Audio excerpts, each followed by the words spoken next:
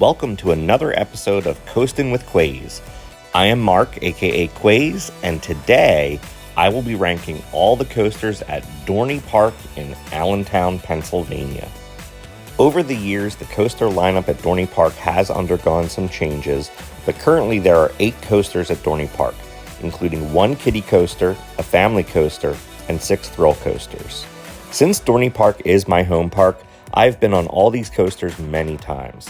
Dorney Park does not have the largest lineup of coasters, but I think the park has a really high quality group of coasters. Many parks have a couple top tier coasters, and then the rest of the lineup is lackluster or made up of old legacy coasters. This is definitely not the case with Dorney Park. Their top 5 to 6 coasters are really good rides. Okay, with the basics out of the way, let's get started with the ranking. At spot number 8, we have the Woodstock Express. This is Dorney Park's kiddie coaster located in the Planet Snoopy area of the park. There's not much to say about this other than it is a small steel coaster for small children. These are often clunky and rough, and Woodstock Express definitely fills that mold, so this one sits at the bottom of the list. At number 7, we have Dorney Park's Wild Mouse Coaster. If you've been on one Wild Mouse, you've pretty much been on all of them. These coasters all make you feel like you're going to be thrown off the edge of the track as each curve whips you about. There's nothing special going on with this Wild Mouse clone, but it does offer a smooth ride, so that is a plus. Let's jump into Dorney Park's full-size coasters with the number 6 coaster, Thunderhawk. This is Dorney Park's only wooden roller coaster. It is currently celebrating its 100th year of operation. For such an old coaster, it remains in really good shape. Dorney Park has done a nice job with keeping up with its maintenance over the years. Thunderhawk runs through a somewhat standard figure-8 layout, and there are no real spectacular moments. The wooden coaster department is a place where Dorney could use some work. Hercules used to be a favorite of mine before it was replaced by Hydra in 2005, but that coaster was really rough, and I totally understand why it was removed. I doubt Dorney Park will ever do a Rocky Mountain construction remake of Thunderhawk due to it being such a historic coaster, but hopefully Dorney will invest in a quality wood coaster in the future. GCI, I'm looking at you for a ride at this park. Falling into the number 5 spot is Possessed, the Intamin Impulse Coaster. Originally located at Geauga Lake in Ohio, Possessed was relocated to Dorney Park in 2008. There's not much to Possessed, but I really love this ride. You launch forward and partially ascend a vertical twisting spike, then get blasted backwards and catapulted up a 185-foot vertical spike. This part of the ride is incredibly forceful.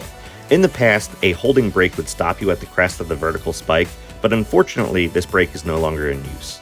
After cycling back and forth a couple times, the ride is over, and although it is short, it is intense. Number 4 on the list is the B&M floorless coaster, Hydra the Revenge. Hydra opened in 2005 and replaced the wooden roller coaster Hercules. As far as floorless coasters go, this one is definitely the most unique. That is both a good thing and a bad thing. Bad because it is not the most amazing ride in the world, but good because it really stands apart from other B&M floorless coasters. It has some funky inversions like the almost non-inverting Cobra Roll and the dive loop after the first drop. Over the years, I've come to really appreciate Hydra. It has an amazing first drop, and the first half of the ride is a lot of fun. The JoJo roll at the beginning of the ride is also a really great and unique way to start the ride. I think that Hydra fits perfectly in Dorney Park's lineup, and it stands right in the middle of the list of coasters. Bringing us to the first coaster in the top 3 is the Morgan Hyper Coaster Steel Force. As you pull up to Dorney Park, you can see Steel Force lining the entire length of the park. It provides a truly stunning backdrop to the skyline of the park. Each seat of the train provides a different experience, and the front is the best seat for me. I think that the front provides the best airtime. If you're looking for a more intense ride, then the back is the way to go. When sitting in the back seat, the front of the train is already about a third of the way down the drop when the back reaches the top, and you get catapulted down the 205-foot drop. The bunny hills at the end provide some fantastic floater airtime, and the double helix at the midpoint provides some decent forces and head choppers. When you compare Steel Force to more modern B&M hypers like Nitro, Diamondback, or Thunderstriker, it is not quite as good, but Steel Force still provides a fun ride that leaves you smiling when you hit the brake run. Number 2 on the list is Iron Menace, the B&M Dive Coaster. To be honest, I kept going back and forth between Steel Force and Iron Menace for spots 2 and 3.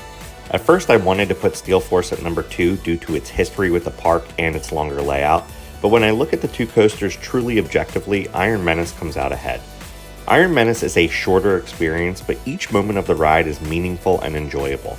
The Beyond 90-degree drop is awesome, and each of the 4 inversions is smooth and forceful. This ride was a great addition to Dorney Park. It has a massive presence as you arrive at the park and all throughout the Steelyard portion of the park. I think Iron Menace will be a fan favorite for years to come. Dive coasters are major crowd pleasers, and although Iron Menace is not the longest or tallest dive coaster, it is a great fit for Dorney. Coming in at the final spot at number 1 is Talon, the Grip of Fear.